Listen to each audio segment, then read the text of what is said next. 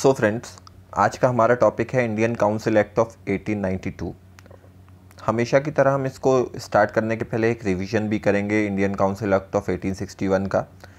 जैसे ही हम उस एक्ट की बात करते हैं तो हम ये देखते हैं कि इंडियन काउंसिल एक्ट ऑफ 1892 जो है उस एक्ट का एक प्रोविज़न और एक प्रोविज़न और सारे जितने भी प्रोविज़न हम देखेंगे वो बहुत इंपॉर्टेंट हैं। हम आगे इसके प्रोविज़न, इसके डिफेक्ट्स, इसके इफ़ेक्ट्स सारी चीज़ें देखेंगे। इससे रिलेटेड कोई भी नोट्स और ऑल इंडिया टेस्ट सीरीज़ की आपको रिक्वायरमेंट हो तो आप प्लीज़ जो लास्ट स्लाइड में हम आपको नंबर प्रोवाइड करेंगे उस पर आप कांटेक्ट कर सकते हैं। तो आगे चलते हैं और आज की क्लास स्टार्ट करते हैं। थैंक यू, अपना ध्यान रखिए।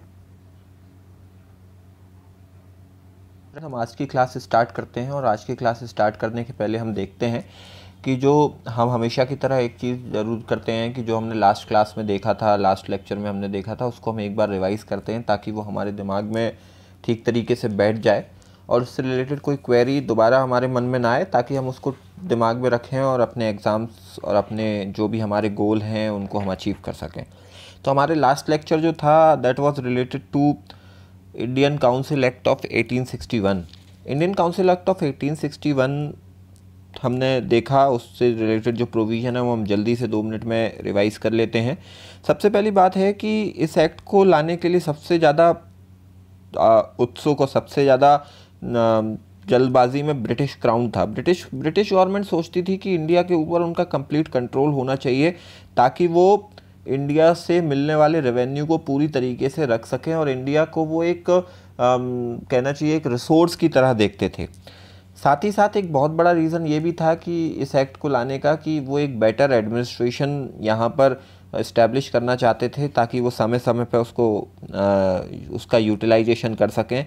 उससे रिलेटेड जो कुछ प्रोविज़न थे उसमें ये था कि कुछ एग्जीक्यूटिव फंक्शंस के लिए जो एग्जीक्यूटिव काउंसिल बनाई गई थी उसमें 5th मेंबर ऐड किया गया, जिसके और जो 5 मेंबर हुए उनके एक के पास होम डिपार्टमेंट, एक के पास मिलिट्री डिपार्टमेंट, एक के पास लॉ डिपार्टमेंट, एक के पास रेवेन्यू एंड फाइनेंस दिया गया। 1874 में 6th member for public works यानी PWD के लिए भी ऐड कर दिया गया। उस समय के जो लॉर्ड कैनिंग वाइसरॉय थे उन्होंने पोर्टफोलियो सिस्टम अडॉप्ट किया। पोर्टफोलियो सिस्टम में उन्होंने अलग अलग डिपार्टमेंट अपनी एग्जीक्यूटिव काउंसिल के अलग अलग मेंबर्स को दे दिए गए, जैसे कि हमारे यहाँ मंत्रालय बढ़ते हैं। साथ ही साथ हमने ये देखा कि एग्जीक्यूटिव काउंसिल को 6 से 12 एडिशनल मेंबर तक बढ़ा दिया गया, जिनको वाइसरॉय नॉमिनेट कर सकते थे। उनका अपॉइंटमेंट 2 साल के लिए होता था और उनमें से आधे लोग नॉन ऑफिशियल मेंबर होते थे जो कि बेसिकली इंडियंस होते थे। नॉन ऑफिशियल मेंबर मतलब कि जिनका कंपनी की सर्वेंट होने से या क्राउन के सर्वेंट नहीं होते थे, वो नॉन ऑफिशियली यहाँ पर होते थे। कैनिंग ने 3 मेंबर अपनी काउंसिल में 1862 में इंडियंस रखे। पहले थे राजा ऑफ बेनारस, महाराजा ऑफ पटियाला और तीसरे थे सर दिनकर राव, जिनको आगे चल कर के लॉर्ड भी कहा गया। ये भी प्रोविज़न लाया गया कि कोई भी बिल रेवेन्यू, मिलिट्री, रिलीजन और फॉरेन अफेयर से रिलेटेड होगा वो बिना वाइसरॉय की एसेंट यानी बिना वाइसरॉय की मर्जी के उसको पास नहीं किया जा सकेगा। वाइसरॉय को अधिकार दे दिए गए कि वो काउंसिल को कभी भी ओवर रूल कर सकते हैं। साथ ही साथ इमरजेंसी सिचुएशन में अगर वो काउंसिल नहीं बुला पाते हैं, उस सिचुएशन में वाइसरॉय ऑर्डिनेंस प्रोमलगेट कर सकते हैं यानी ऑर्डिनेंस ला सकते हैं। साथ ही साथ ये भी कहा गया कि वाइसरॉय की काउंसिल से द्वारा बनाया गया कोई भी एक्ट को डिसॉल्व करने का राइट सेक्रेटरी ऑफ स्टेट का होगा अगर उनको ऐसा लगता है कि ये एक्ट ठीक नहीं है तो। साथ ही साथ हमको ध्यान होगा कि 1833 में एक बात कही गई थी कि जो बॉम्बे और मद्रास प्रेसिडेंसी के गवर्नर्स हैं उनके पास कोई लेजिस्लेटिव पावर नहीं होगा, पर इस 1861 के इस एक्ट में बॉम्बे और मद्रास प्रेसिडेंसी के गवर्नर्स को लेजिस्लेटिव पावर दे दिए गए। हमने ये भी देखा कि जो कलकत्ता की लेजिस्लेटिव काउंसिल थी उसको कंप्लीट ब्रिटिश इंडिया पर कानून बनाने का यानी लॉ बनाने का अधिकार दे दिया गया। 1862 में बंगाल, 1886 में north west frontier province and Punjab और 1897 में लेजिस्लेटिव काउंसिल्स बनाई गई प्रोविंस की। इन 3 प्रोविंस में लेजिस्लेटिव काउंसिल्स बनाई गई। मैंने आपको ईयर बताया 1862, 1886 एंड 1897 रिस्पेक्टिवली। इससे रिलेटेड कुछ इम्पैक्ट हुए इंडियन सोसाइटी पे। सबसे पहली बात है कि ऑर्डिनेंस मेकिंग पावर जो कि हमने यहाँ पे देखी कि वाइसरॉय को मिली थी, वही पावर हमारे मॉडर्न कॉन्स्टिट्यूशन में, इंडियन कॉन्स्टिट्यूशन में president of India and governors of the states को भी दिए गए हैं। साथ ही साथ ये भी ध्यान में रखना चाहिए कि लेजिस्लेटिव काउंसिल बनाई जरूर, पर लेजिस्लेटिव काउंसिल्स को सिर्फ एडवाइस देने का पावर रखा गया, उसके अलावा इन काउंसिल्स को कोई राइट प्रोवाइड नहीं किया गया था। हम आगे देखते हैं डिसेंट्रलाइजेशन ऑफ एडमिनिस्ट्रेशन इस एक्ट में देखा गया। पहली बार लेजिस्लेटिव स्ट्रक्चर को इंट्रोड्यूस किया गया, ये बहुत बड़ा इम्पैक्ट था और बहुत पॉजिटिव इम्पैक्ट था।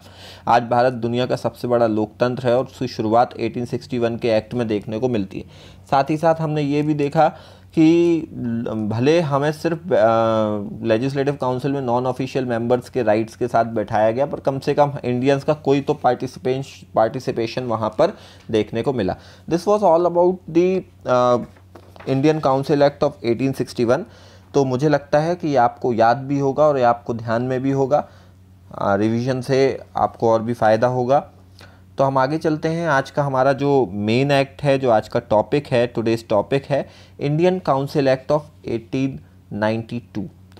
इस एक्ट को भी हमने कुछ पाँच सेक्शंस में डिवाइड किया है। पहला सेक्शन है बैकग्राउंड सेक्शन, दूसरा सेक्शन है reasons of making of Indian council act, तीसरा सेक्शन है provisions of Indian council act of 1892।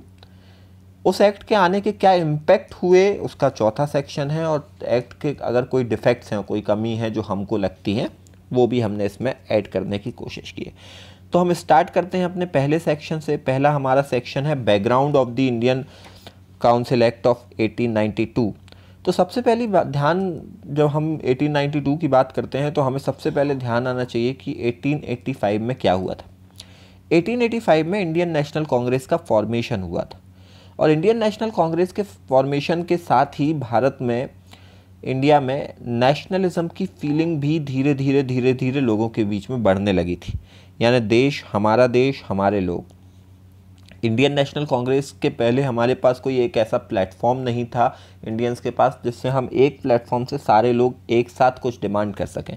Indian national Congress का एस्टैब्लिशमेंट होता है। Indian national Congress British authority के सामने कुछ डिमांड रखती है। उसमें एक डिमांड ये भी थी कि लेजिस्लेटिव काउंसिल्स का, यानी लेजिस्लेटिव असेंबलीज़ का रिफॉर्म होना चाहिए, उनमें कुछ बदलाव होना चाहिए, उनमें कुछ चेंजेस होना चाहिए। उन्होंने ये भी कहा कि नॉमिनेशंस, जो इंडियन नेशनल कांग्रेस ने ये भी कहा कि जो आप नॉमिनेशन करते हो गवर्नर जनरल एग्जीक्यूटिव काउंसिल में, वाइसरॉय की एग्जीक्यूटिव काउंसिल में और जो लेजिस्लेटिव असेंबली में, तो प्रिंसिपल ऑफ नॉमिनेशन को चेंज करके प्रिंसिपल ऑफ इलेक्शन अडॉप्ट करना चाहिए। एक बात और, अपर बर्मा वाला जो रीजन था, उस अपर बर्मा रीजन को के एनेक्सेशन पर बहुत बड़ा अपोजिशन हुआ, बहुत बड़ा एजिटेशन हुआ। उस एजिटेशन को ध्यान में रख करके इस एक्ट को बनाने की रूपरेखा रखी गई। अब हम चलते हैं इसके रीजंस के सेक्शन। एक्चुअली क्या इमीडिएट कॉज हुए, क्या कारण हुए कि इस एक्ट को लाना पड़ा। तो सबसे पहला रीजन ये है कि फाइनेंशियल बिल पर कोई भी तरह का डिस्कशन अलाउड नहीं था। तो इंडियन नेशनल कांग्रेस ने एक डिमांड रखी कि फाइनेंशियल बिल्स जितने भी हों उनमें डिस्कशन करने का पावर हो। एक वाइसरॉय थे उस समय के, उनका नाम था वाइसरॉय डफरिन।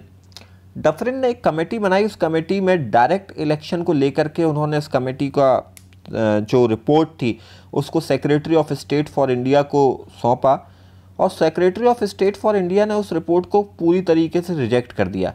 बट उन्होंने ये कहा कि डायरेक्ट इलेक्शन तो नहीं दे सकते, पर हम एक काम करते हैं कि इनडायरेक्ट प्रोसेस ऑफ इलेक्शन, यानी इनडायरेक्ट प्रोसेस ऑफ इलेक्शन को हम कैसे आपके लिए दे सकें, ये हम ज़रूर करेंगे। अब हम आगे चलते हैं। हमारा नेक्स्ट सेक्शन ये, this was all about the reasons, मुझे लगता है आपको ध्यान में होगा। अब हम आगे चलते हैं प्रोविजंस की तरफ। जब हम प्रोविजंस देखते हैं तो सबसे पहला प्रोविजन तो हमें ये देखने को मिलता है कि जो हमारी लेजिस्लेटिव काउंसिल्स थी उनके जो नंबर्स थे, यानी मेंबर्स ऑफ लेजिस्लेटिव काउंसिल्स, उनको इंक्रीज़ कर दिया गया। सेंट्रल लेजिस्लेटिव काउंसिल में 10 members minimum and 16 member maximum की लिमिट, यानी 10 से 16 के बीच में आप जितने चाहो उतने मेंबर बना सकते थे। बंगाल लेजिस्लेटिव काउंसिल में 20 मेंबर्स कर दिए गए, मद्रास लेजिस्लेटिव काउंसिल में 20 मेंबर्स कर दिए गए, बॉम्बे लेजिस्लेटिव काउंसिल में 8 मेंबर्स, औध लेजिस्लेटिव काउंसिल में 15 members and north west frontier province में 15 मेंबर्स बना दिए गए। ये तो हमने देखा कि ये तो जो मेंबर्स थे उनकी संख्या बढ़ाई गई। हम और भी देखते हैं कि जितने भी लेजिस्लेटिव काउंसिल के मेंबर थे उनको बजट पर डिस्कशन और क्वेश्चन करने का राइट दे दिया गया। पब्लिक इंटरेस्ट से जो रिलेटेड इश्यूज़ को उठाने का राइट दे दिया गया। बट एक बात कही गई कि आपको ये सारी टॉपिक्स, अगर आपको बजट पर डिस्कशन करना है, अगर आपको पब्लिक इंटरेस्ट के टॉपिक्स उठाना है, तो आपको 6 दिन पहले इसका नोटिस देना पड़ेगा। साथ ही साथ उनको ये भी कह दिया गया कि अभी तक किसी को सप्लीमेंट्री क्वेश्चन करने का राइट नहीं था, पर इस एक्ट में सप्लीमेंट्री क्वेश्चंस का राइट भी दे दिया गया। ये सब इसलिए किया गया ताकि जो इंडियन नेशनल कांग्रेस जो डिमांड कर रही थी और जो एजिटेशन देश के अंदर, जो विरोध देश के अंदर पैदा हो रहा था, उसको कैसे भी करके कुछ कम किया जा सके। साथ ही साथ प्रोविंशियल काउंसिल्स में district board, university, municipality, chamber of commerce, जमींदार, इन लोगों को ऑथराइज़ किया गया कि ताकि वो अपनी तरफ से कुछ मेंबर्स प्रोविंशियल काउंसिल्स में भेज सकें। ये ठीक वैसा ही है जैसे कि हमारे देश के अंदर बहुत सारी जगह लेजिस्लेटिव काउंसिल्स भी हैं। लेजिस्लेटिव असेंबली के साथ साथ स्टेट में लेजिस्लेटिव काउंसिल्स हैं। उन लेजिस्लेटिव काउंसिल्स में अलग अलग जगह से कुछ चुन के आते हैं, जैसे कुछ लोग ग्रेजुएट्स के रिप्रेजेंटेटिव होते हैं, कुछ लोग टीचर्स के रिप्रेजेंटेटिव्स होते हैं, कुछ गवर्नर के नॉमिनी होते हैं, कुछ मेंबर ऑफ लेजिस्लेटिव असेंबली द्वारा चुने जाते हैं, लोकल बोर्ड्स द्वारा चुने जाते हैं। ये ठीक वैसा ही प्रोविज़न है जो कि हमने इस 1892 के एक्ट में देखा कि प्रोविंशियल काउंसिल्स में district board, university, municipality, chamber of commerce and जमींदार, ये सारे लोग अपने लोगों को रिकमेंड करके वहाँ पर भेज सकते हैं। लेजिस्लेटिव काउंसिल्स को ये राइट दिए गए कि वो लॉ को बना सके और पुराने लॉज को रिपील कर सके, परंतु इसके लिए उन्होंने एक प्रोविज़न और रखा कि इसमें वाइसरॉय की परमिशन कंपलसरी होगी। अगर आपके पास वाइसरॉय की परमिशन नहीं है तो आप कोई नया लॉ बना नहीं सकते और कोई पुराना लॉ हटा नहीं सकते, लेकिन आप कम से कम ये राइट तो दिया गया कि आप कुछ कर तो सकते हो। साथ ही साथ मैंने लास्ट एक्ट में ये भी बताया था कि इन्होंने इंडियंस को एग्ज़ाम देने की परमिशन तो दे दी, पर इंडियंस एग्ज़ाम देने ब्रिटेन तो नहीं जा सकते थे, कुछ ही लोग जा सकते थे। तो आईसीएस के जो एग्ज़ाम थे, यानी इंडियन सिविल सर्विसेज के जो एग्ज़ाम थे, वो इंग्लैंड के साथ साथ इंडिया में भी स्टार्ट कर दिए गए। ये बहुत बड़ा इम्पैक्ट था इंडियन स्टूडेंट के लिए, इंडियन सिविल सर्विसेज एस्पिरेंट के लिए। अगली बात ये है कि अगला प्रोविज़न भी बहुत इंपॉर्टेंट प्रोविज़न है, वो ये कि मिलिट्री एक्सपेंडिचर को कम किया गया। यानी जो ब्रिटिश गवर्नमेंट का जो मिलिट्री एक्सपेंडिचर इंडिया में था बजट के सेक्शन में, उसको कम किया गया। मिलिट्री एक्सपेंडिचर को बजट में कम करने का मतलब, चाहे वो मॉडर्न बजटिंग क्यों ना हो, उसमें ऐसा समझा जाता है कि जो देश की सरकार है, जो देश में रूल कर रहे हैं लोग, वो लड़ना नहीं चाहते, बल्कि वो इंफ्रास्ट्रक्चरल डेवलपमेंट चाहते हैं। जो पैसा लड़ाई में खर्च होता है उसकी जगह वो देश के विकास की बात करना चाहते हैं। ऐसा कुछ माना जाए तो बुरा नहीं होगा। उन्होंने मिलिट्री एक्सपेंडिचर को कम किया। ये सारे हम प्रोविज़न देख रहे हैं जो कि रिलेटेड थे किससे, इंडियन काउंसिल एक्ट ऑफ 1892। अब हम देखते हैं कि इससे रिलेटेड इम्पैक्ट्स क्या हुए। जब हम इम्पैक्ट की बात करते हैं तो ये हमको बहुत ज़रूरी है याद रखना कि इम्पैक्ट बेसिकली रिलेटेड क्या होते हैं। इम्पैक्ट वो होते हैं जो कि इन प्रोविजंस से हमारी सोसाइटी पर, हमारी कम्युनिटी पर, हमारे लोगों पर उसका क्या प्रभाव पड़ा। सबसे अच्छी बात तो ये है कि the principle of local representation was initiated, यानी हमारे लोकल लोग, हमारे नीचे के जो सर्वेंट्स हैं, जो नीचे से जो लोग फील्ड पे काम करते हैं, उनका रिप्रेजेंटेशन होने शुरू हुआ। लेजिस्लेटिव काउंसिल में इंडियंस के नंबर को बढ़ावा दिया गया। ये बहुत पॉजिटिव स्टेप था, बहुत पॉजिटिव इनिशिएटिव था, हम इसको बिल्कुल अप्रिशिएट करते हैं। एक बात और मैंने बताई थी आपको कि मिलिट्री एक्सपेंडिचर को कम कर दिया गया। मिलिट्री एक्सपेंडिचर को कम करने का मतलब होता है less war, less casualty and increase in the infrastructural development, यानी कि हम युद्ध कम करते हैं, हमारे यहाँ मौतें कम होती हैं और हम इंफ्रास्ट्रक्चरल डेवलपमेंट की तरफ जाने की सोच रखते हैं। ये एक अच्छा पॉइंट था। अब हम चलते हैं अगला और लास्ट सेक्शन, जो कि हमारा बड़ा अच्छा सेक्शन है, जिसको हम बोलते हैं डिफेक्ट्स।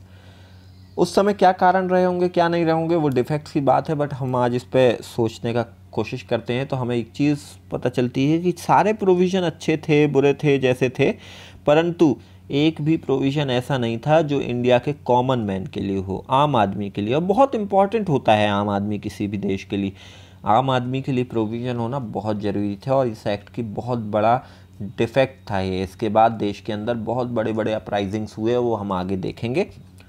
तो फ्रेंड, इससे रिलेटेड अगर नोट्स और टेस्ट सीरीज़ की आपको रिक्वायरमेंट हो, जो कि हम all India test series online provide करते हैं, तो आप हम अगले स्लाइड में आपको एक नंबर प्रोवाइड करेंगे, उस स्लाइड में आप जा कर के उसके लिए आप अप्लाई कर सकते हो। तो होप करता हूँ आप लोग सब अच्छे होंगे और आपको समझ में भी आया होगा। कोई भी प्रॉब्लम, क्वेरी, क्वेश्चन हो, कमेंट सेक्शन पे कमेंट कीजिए। Thank you. आज का एक्ट यहीं पे फिनिश हो रहा है। आपको इस एक्ट से रिलेटेड नोट्स की अगर रिक्वायरमेंट हो और आप all India online test series में भी पार्टिसिपेट करना चाहते हो, तो आप हमारे नंबर 9424357515 पर कांटेक्ट कर सकते हैं। हम आपको ऑल इंडिया टेस्ट सीरीज़ जो आपने घर में बैठ कर के, अभी कोरोना में अपन बाहर भी नहीं जा सकते, तो अपने घर से, मोबाइल से, अपने लैपटॉप, कंप्यूटर से पार्टिसिपेट कर सकते हैं। आप प्लीज़ हमसे कांटेक्ट कीजिए, हम आपको सब प्रोवाइड करेंगे।